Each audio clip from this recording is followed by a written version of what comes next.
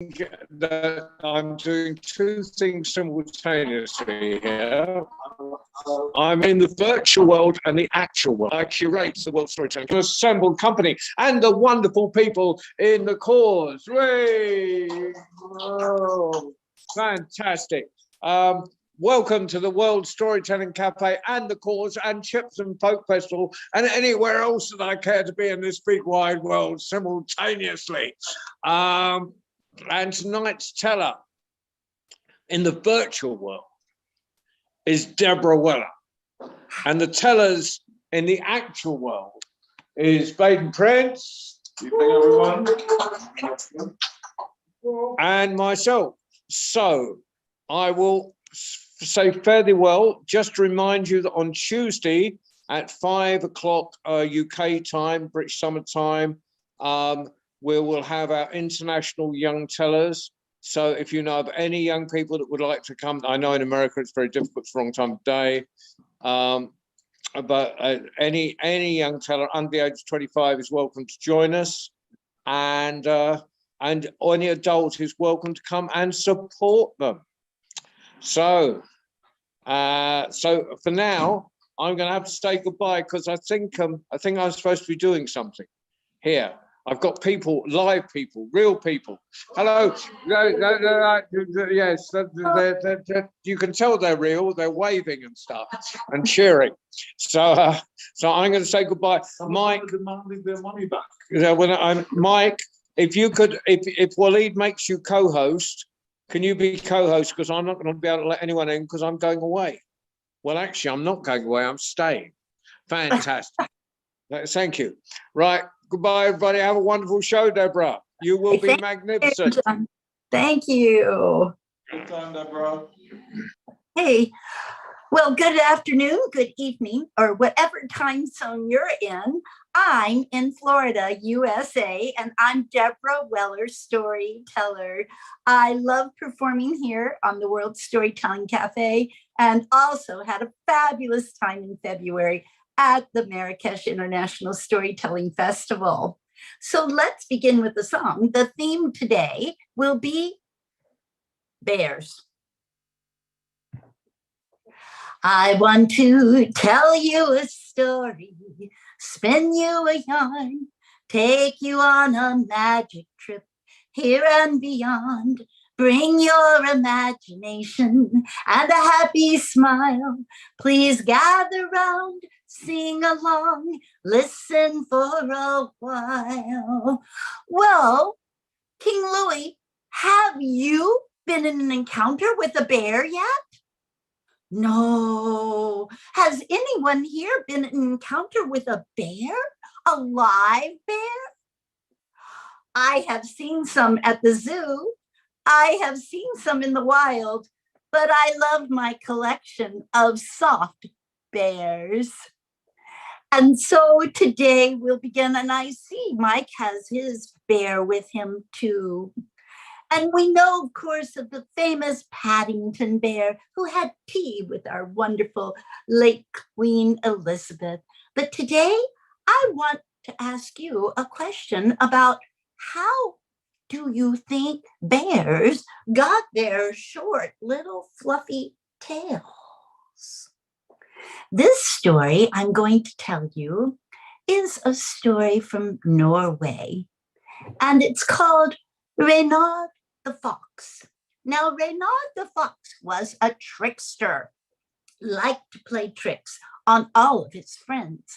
And that is carried out in other parts of the world, with the fox being a trickster or coyote in the southwest of America.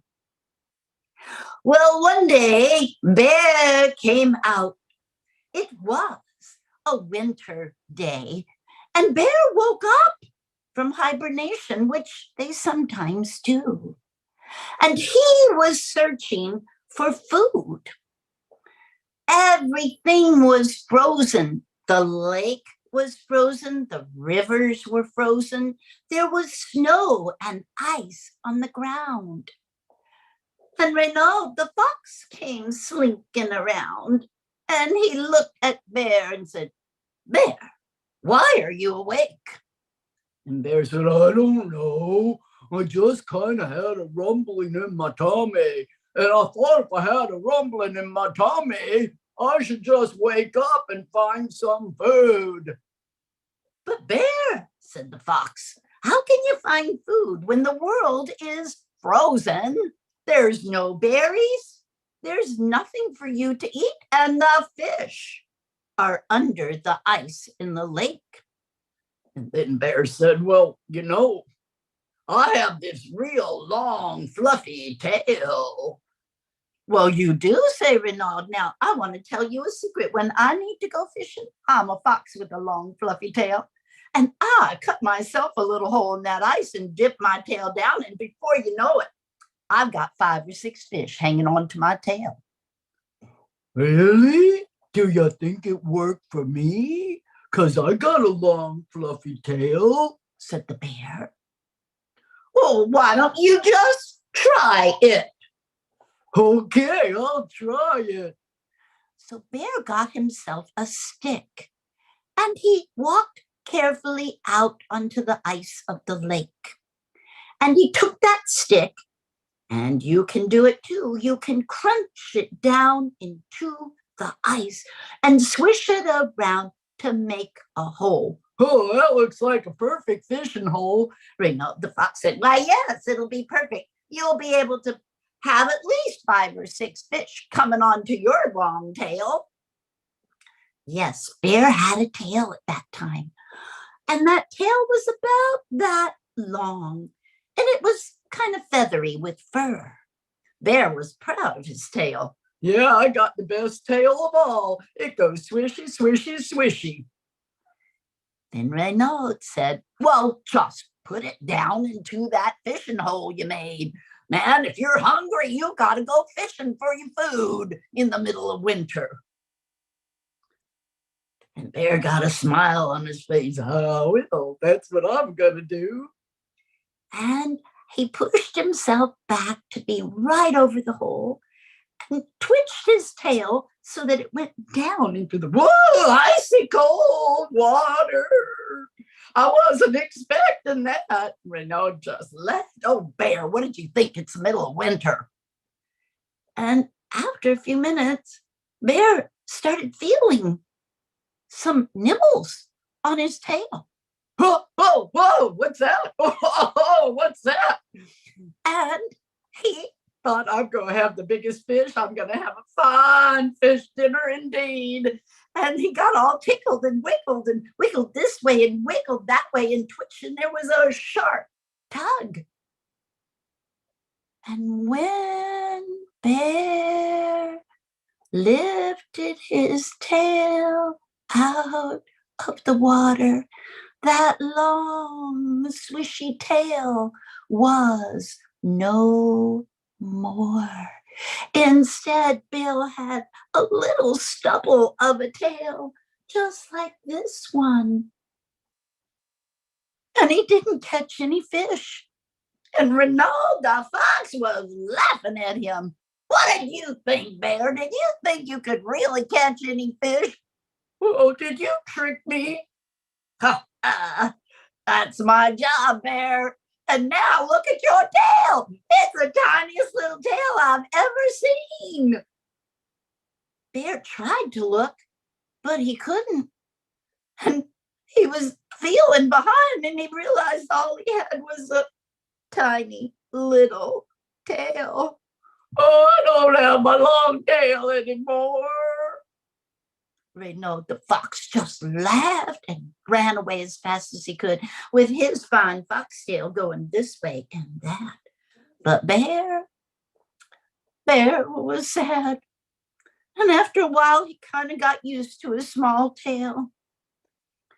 And the legend goes from this story that is why all bears now have short tails. And when they go fishing, they have to use their claws and their snouts to get those fish. The story of Renaud the fox and how Bear lost his tail. Well, King Louis, are you ready to go on a bear hunt with me? You said you didn't find any. So now I'm going to invite everyone to come and go on a bear hunt with me. Where do you think we'll find the bear? Will it be under a tree? Will it be by a honey pot? Let's find out. And I want you to tap your hands upon your knees to make the pattern. Now, you won't be able to see my hands, but you might be able to hear them as they tap. Going on a bear hunt, bear hunt, bear hunt. Going on a bear hunt, bear hunt, bear hunt. Stop. Look. What do I see? A tree. We can't go over it. We can't go under it. We can't go around it. We're gonna have to climb it. Is everybody ready? Climb a tree? Okay, let's get ready. Put your feet, hold onto a branch, climb on up. Louie, can you climb the tree with us? Yes, climb all the way up. And let's go down the other side. Do you see a bear? I don't see a bear, but this will be fun. Going on a bear hunt, bear hunt, bear hunt. Going on a bear hunt, bear hunt, bear hunt. Stop. Look.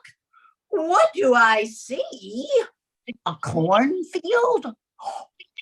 And the corn is as high as an elephant's eye. How are we going to get through the cornfield?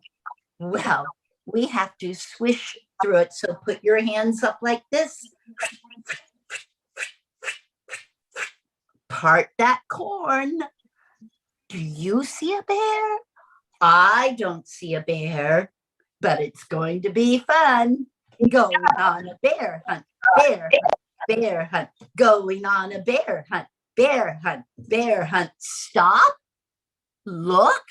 What do I see? A wide brimming river. We can't go over it. We can't go under it. We can't go through it. I think we should swim it.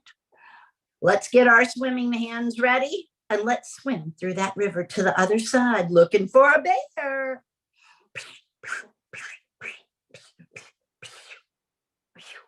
I don't see a bear. Do you see a bear?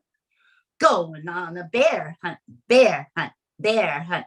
Going on a bear hunt, bear hunt, bear hunt. Stop. Look. What do I see? Oh, no. It's a deep, dark cave. Should we go inside? Give me a thumbs up if you think we should go inside of the cave.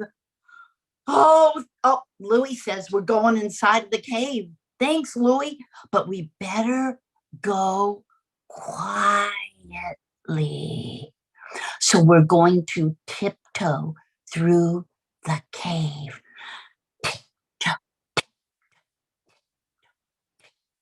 Stop. It's so dark in here. Put your hands out. Ew, the walls are slimy.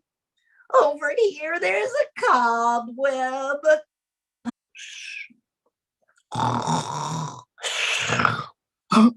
Could it be a bear? We better go slowly and quietly. Tiptoe, tiptoe, tiptoe. Oh, it's so dark in here.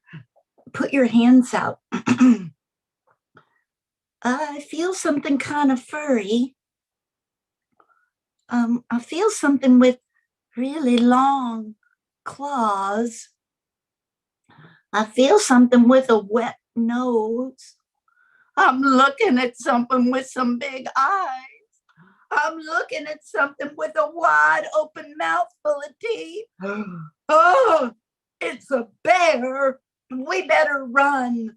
Run, run as fast as you can. Run. Oh, we got to come to that river. We better swim through it. Splash, splash, splash, splash, splash. Oh, the bear's still coming after us. Oh no, Lily, what are we going to do? And we've got to keep going. Oh, now it's the cornfield. Oh, we made it, but the bear's still coming after us. Oh no, there's that tree. Climb up that tree, go down the other side. The bear's still coming. I'm running to my house. I'm opening the door. I'm going inside. I'm closing the door. I'm bolting the door. Phew. Phew. Phew. We just made it. But that bear's still outside the window. Now he's going away. We just made it on that bear hunt. The bear went over the mountain, the bear went over the mountain, the bear went over the mountain to see what he could see. And all that he could see, and all that he could see was the other side of the mountain, the other side of the mountain, the other side of the mountain was all that he could see. I see Lily singing with me. Let's try it again, but this time, let's sing it in a bear voice. The bear went over the mountain. The bear went over the mountain. The bear went over the mountain to see what he could see. And all that he could see, and all that he could see was the other side of the mountain, the other side of the mountain, the other side of the mountain was all that he could see. Now, how about in a baby bear voice? The bear went over the mountain. The bear went over the mountain. The bear went over the mountain to see what he could see. And all that he could see, and all that he could see was the other side of the mountain, the other side of the mountain, the other side of the mountain was all that he could see. Now, you might be familiar with one of the famous stories of Goldilocks and the Three Bears. If you know that story, show me three. Three fingers up. We know that story. There's lots of different versions, but I'm going to tell you the first version of that story. It was before the Grimm brothers wrote Goldilocks. In fact, a fox, a female fox, was called a vixen.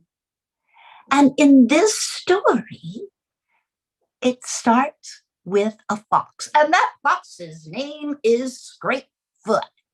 In the other story, the fox's name was Renaud. But in this one, it's Scrapefoot, the fox. I want you to see what is same or what is different between this story and the Goldilocks story that you may know. Scrapefoot the fox lived in the forest. He loved hunting every day, looking for a fine meal. But all the time when he would go through the forest, he was puzzled when he came to the great gray castle. The castle that had towers that seemed to go up to the sky. And Scrapefoot would hang there and look and sniff. I wonder who lives here. He wondered and he wondered. He never saw anybody going and he never saw anyone coming. But on this very day, Scrapefoot the fox decided to go right up to the front door. He was going to be polite and knock with his paws upon the door. But alas, no one opened the door. Then he pressed on the door with one paw and then another and pushed it with his snout. The door to the castle opened. Can we make a creaky sound as it opens?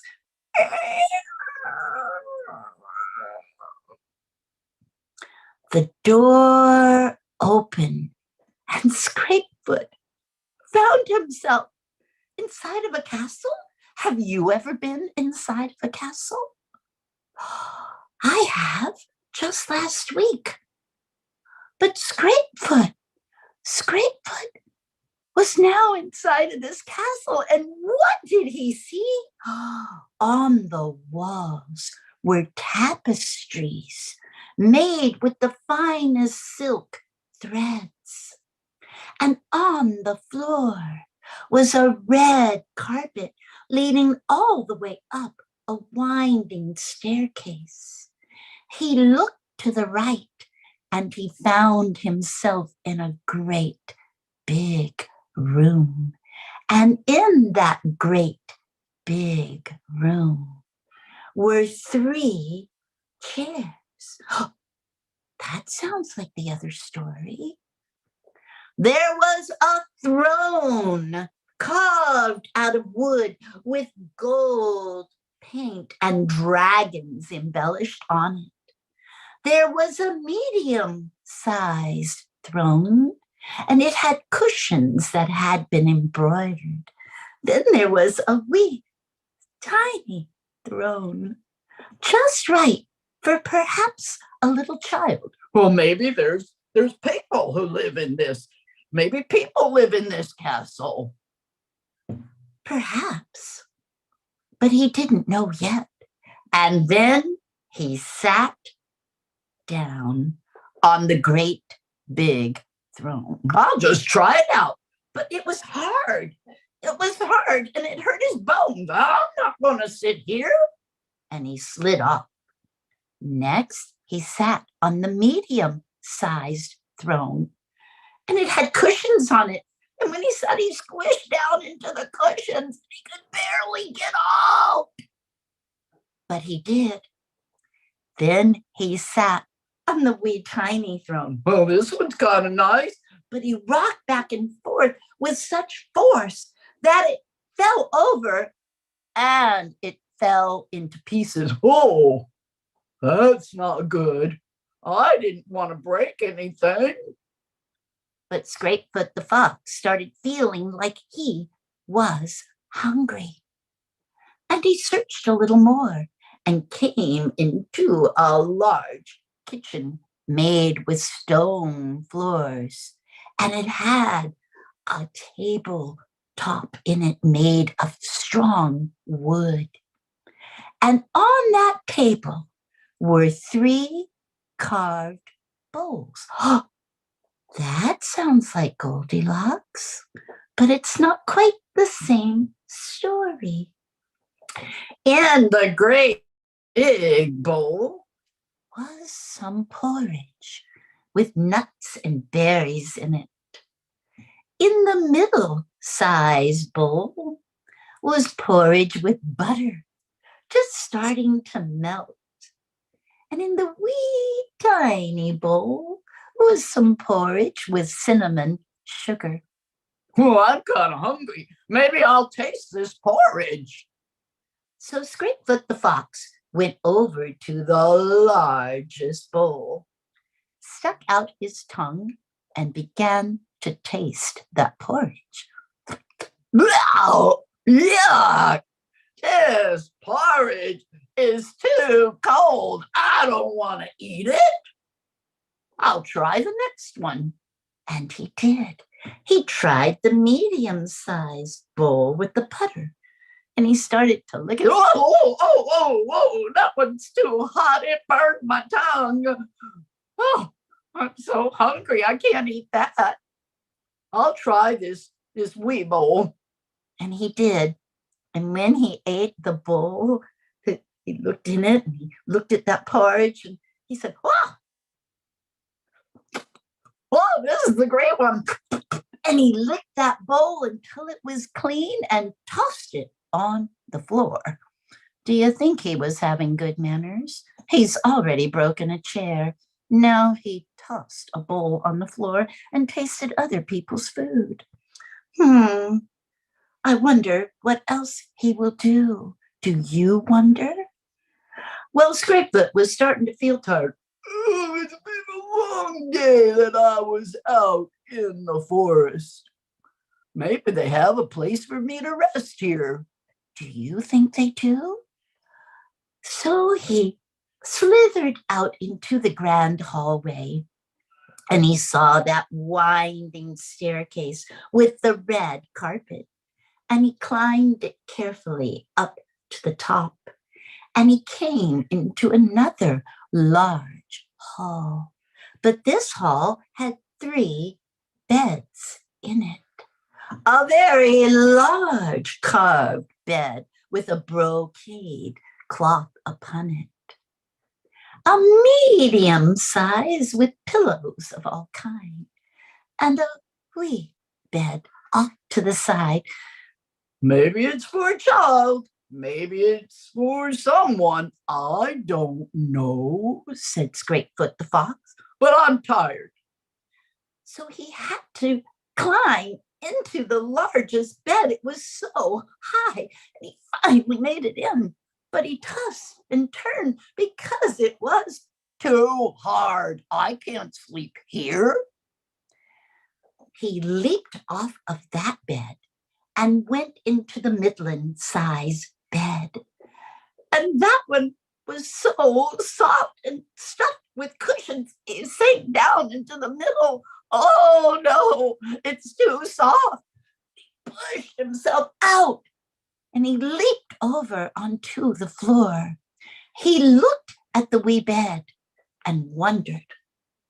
Well, looks like it's just the right size for a fox. And he laid down Yeah, it's quite comfortable. and he tossed and turned ever so slightly, but he fell sound asleep.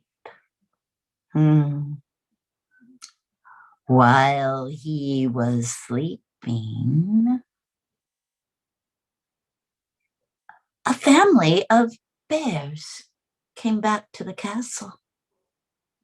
Now that is the same as Goldilocks. That family of bear, the great big bear, the middling-sized bear, and the tiny bear, came into the grand hallway, and the great big bear sniffed. You can sniff too. Who's been in my house? Middling-sized bear said, I don't know, but let's go into the throne room. Oh, look, Somebody's been sitting on my throne. said the great big bear.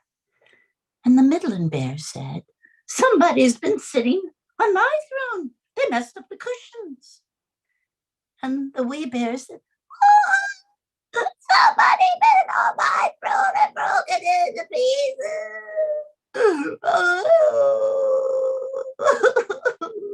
Oh, there, my little bear.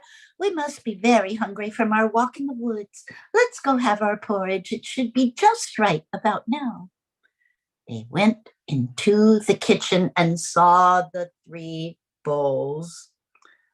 Great big bear said, somebody's been eating my porridge. The middling bear said, somebody's been eating my porridge. And the wee tiny bear, look at my bowls on the floor. Somebody's been eating my porridge, and it's all gone. I don't have any porridge. Come over here, dear. I'll share my porridge with you. So they ate their porridge as bears do with their claws, wiped off their hands, and realized they were tired. Oh, they're going to go up that big winding staircase. And they did just that, step by step, up the staircase until they come to that grand room at the top of the staircase. And when they went to that room, Papa sniffed again. Somebody's here. He looked at his grand bed and said, And whoever it is tried to sleep in my bed. The Midland Bear said, "Oh, somebody tried to sleep in my bed and messed up all the cushions." And Wee Bear said, "Somebody's sleeping in my bed. Come look." And the bears gathered round the tiny bed. And sure enough, Scrapefoot was out snoring.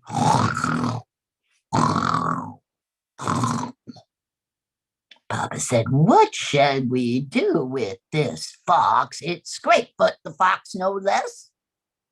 I know him. He's always out there in that forest." And Midland Bear said, "Well, we could just let him sleep and then scare him." And the Wee Bear said, "No, let's throw him out the window." And so they each grabbed one of the paws of Scrapefoot the fox, and Scrapefoot was just starting to wake up, not knowing what was going on. He looked to the right and he saw bears. "Oh, it's a bear house. It's a bear castle. I should have known better." But those bears started tossing him forward and backward and forward and backward until they threw him out the window. And he landed with a thump. He shook himself off and looked up to the window and saw those bears looking down at him. And he put his foxtail right between his fox legs, and quick as a flash of lightning, he ran off into the forest. And Scrapefoot the fox has never gone back to that great gray castle in the forest again. So was it a little bit the same and a little bit different? That's how we get all the wonderful stories in the world.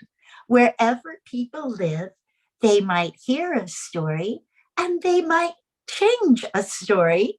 Then they tell that story, and that story carries wherever in the world it needs to go.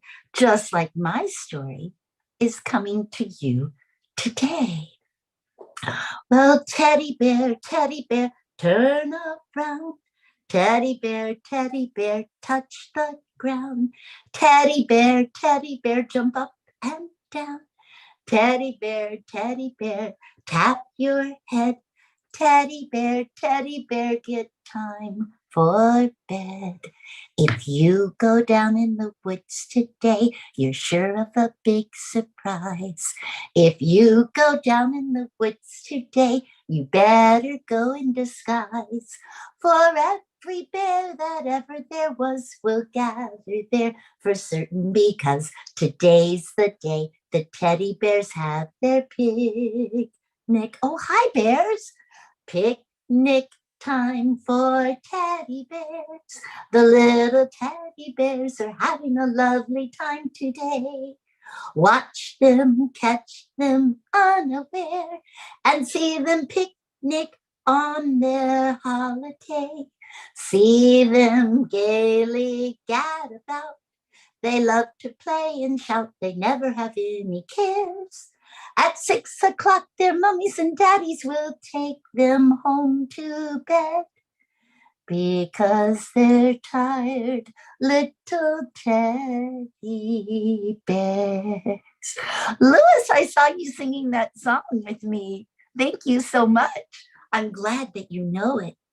We have time for one last story. Thank you, Louis, for singing. And that story is a story about a bear, of course, for that's our theme today.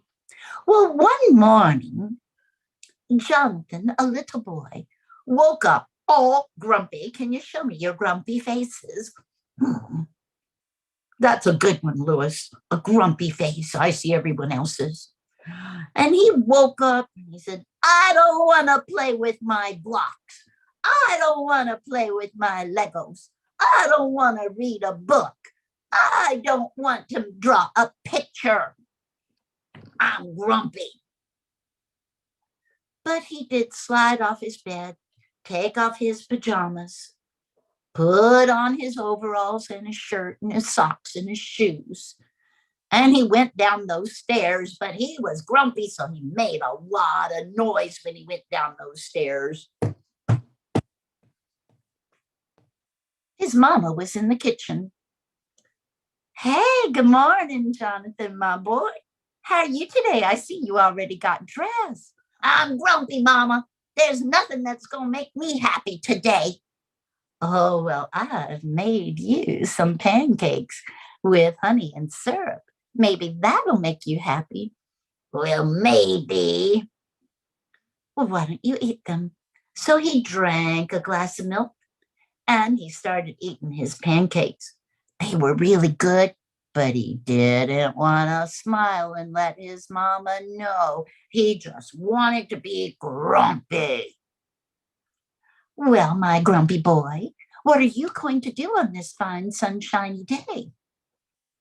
I don't know, Mama. I don't want to play with my toys. I don't want to do nothing. Well, on days when we don't want to play with our toys, mamas always have chores for their children to do. Chores? Here's what I want you to do. I want you to get eggs from the chicken, some cream from the cow, and maybe you want to skittle on down the road to Granny's house and see if she's got any cookies baking today. You could go on a little adventure. But don't go down the road to that deep, dark cave. Well, I won't, Mama. I guess an adventure's pretty good. I'll go. Here's a little basket for the eggs and the cream. And maybe Granny will give you some cookies. Okay. I still might be grumpy. You might be, but go have an adventure, my son. So he opened the screen door, walked down the back steps, and found himself in their farm yard. They had some cows and chickens and a little barn. He went over to those chickens and they greeted him. Look, what do you want, Jonathan? Look, what do you want, Jonathan? Mama says, I need some eggs. Do you have some eggs for me? Look in the chicken coop. And sure enough, he looked in the chicken coop, and there in that coop were some freshly laid eggs. Can I have some? Look, yep. So he took 3 eggs and put them in his basket. Thank you, Mrs. Hen. Look, no problem. And next he went into the barn and he saw Bessie the cow. Good morning, Bessie. I'm grumpy. And Bessie, what do cows say? She just let out a big moo. But he could see that her udders were full, and he had learned how to milk a cow. So he sat on a little stool and grabbed the teats and milked that cow, and the cream rose to the top. He skimmed it off and put it in a little jar with a lid and put it in the basket. Thank you, Bessie. Thanks so much. So now he had 2 of the things to give his mom, the eggs and the cream. He walked proudly down the road, and you know what? He was starting not to feel so grumpy. He got to Granny's house and knocked on the door, and Granny opened it. Oh, my boy, Jonathan, how you two got some delicious eggs? Mama asked me to get them. Well, I'm so glad you came, because guess what? I was just baking some peanut butter cookies. You're just in time to have some cookies and milk. Oh, Granny. Okay, maybe it'll make you happy and not so grumpy anymore. He sat down with his Granny. She told him wonderful stories, and they ate those peanut butter cookies and had some milk together. Well, I better be getting back. Mama's going to need the eggs and the cream. I'm so glad you came by. Now, where else are you going? Well, I don't know. I might need to walk around a little more because I'm still grumpy. Okay, go on down, but make sure you get back in time. So he walked a little further and he came to the deep, dark cave. We did that on the bear hunt, didn't we? Jonathan was a pretty brave boy. And he set that milk and cream and the 3 eggs and the cookies for Mama outside of the cave. He liked caves. He was a brave boy. He went inside and it was dark. And he heard some grumbling. It was a bear. But that bear just kind of gave a bear smile through his teeth. And he said, "Hey, boy." "Oh, bear, don't eat me. Don't hurt me." "Oh, no. I need something special for my mama. And I thought I'd ask you if you had anything special for my mama. Maybe you have some honey." "Nope. Come here, boy." Should he? He got closer to the bear, and the bear put his big paws around him. Jonathan wasn't grumpy anymore. And the bear just gave him a bear hug and then let him go. "I'm glad you came to give a bear a hug today. I needed a hug, boy." "Thank you, bear." "That's what you can give your mama." "Oh, yes." So he ran out of the cave, picked up his basket, walked home safely so nothing would spill, opened that screen door, found his mama in the kitchen making lunch. "Mama, I'm back. I had a really good day." "And you're not grumpy. Look, you've got a smile on your face. Here's the cream. Here's the eggs. Here's the cookies from Granny." "Oh, you stopped to see Granny. But Mama, I got something else to give you today. I want to give you." "And come closer, Mama." Mama came closer and he gave his mama a great big bear hug. And then he was happy for the rest of that day. Maybe you have someone whom you can give a bear hug to. Well, our time is coming to an end on the World Storytelling Cafe today. I am Debra Weller, storyteller. I live in St. Augustine, Florida, the oldest city in America. From 1565, it was discovered by the Spanish. And with that, I hope you will find some stories today to tell, and maybe you'll have some bear stories to tell or someone to give a bear hug to. Goodbye, goodbye, goodbye. I'll be on my way. You listen well to my stories today. I want to thank you and to say goodbye, goodbye, goodbye. I hope to see you soon again someday. Wherever the stories go in the world, from here to there, the stories light up our world and light up our hearts. So let the stories begin. Thank you for inviting me to perform today on the World Storytelling Cafe. Thank you. Thank you, Debra. That was wonderful. Thank you. Yeah. You have a beautiful way of slipping into portraying the characters, Debra. Oh, thank you, Really, Jill. Yes, very, it just seems very natural when you're doing it, but it adds to the stories. I really appreciated that. I'm glad that you gave me that. I appreciate it so much. And are you a storyteller also, Jill? Yes, I am, I guess. And yeah, I'm a storyteller and a teaching artist for the past, I don't know, 35, 40 years. I stopped Great. counting.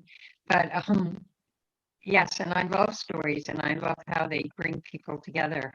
It's really, I always feel like we're part of a very long story. When you tell a story, you become part of this river of, history of stories. And it's and I think kids and adults feel it too when they're listening. They do. And that is the power of this gift we have of telling stories and sharing stories, especially here on the World Storytelling Cafe and what other platforms or live work that you're doing. I was so excited. I visited in Ireland last week and I got to tell stories with storyteller Maria Gillen in Cork. And we had a lovely time. And the week before I was in Glasgow telling stories there. Yeah, So that's great. it's a wonderful experience. And that was live. I got to be there, but the virtual is wonderful. So Mike, thank you very much for hosting today. Yes, thank you. Well, no, thank you for giving us those lovely stories. Did Maria take you to see the Choctaw Monument? Yes, she did. Maria took me to see that. It was so beautiful. And I performed, she invited me to perform with her. She was telling stories with a tour group. So I got to tell with her. What an honor. And the Choctaw Monument just struck my heart with the feathers. Mike, where are you? I'm in Saugerties, New York, actually. Oh, New York. Okay. I'm in the Catskill Mountains, but where are you? I'm in Reading in the UK, just down the road from London. I see. Yeah. Well, I hope to see you in person in the future. Perhaps we'll meet in Marrakesh. And if not, we'll meet together again on the World Storytelling Cafe. Yes. Yeah, thank you. Thank you. And to all, good night, good morning, and have a good afternoon. I was going to say, the young storytellers on Tuesday, that's at 12 noon Eastern time. Beautiful. Mike, I know that John mentioned that it could be a bad time for young storytellers here, but there is one community of which I'm sort of part of that I would like to make aware of it, and that is homeschooled children and students. Because that's one of the, I believe in all kinds of schools, but one of the beautiful things about homeschooling, of course, is that you're not really bound by, the usual time frame. Yeah. You don't have that set curriculum, do you? You've got to be doing this now. You've got to be doing something else now. Yeah, and so it's really try and reach out to that community, and I'm sure Florida has that too. It's all over the United States. School finished here, so the children are out of school now. Oh, I see. And then the option is to go back into the worldstorytellingcafe.com and they can look at it on the replay in whatever time zone they're in. So, well, I'll be heading off. I have more stories to tell in different places coming up this week. So I am so grateful. Thank you. Thank you, Mike, too. Alrighty. Goodbye. Bye. So, Mike, before you sign off, so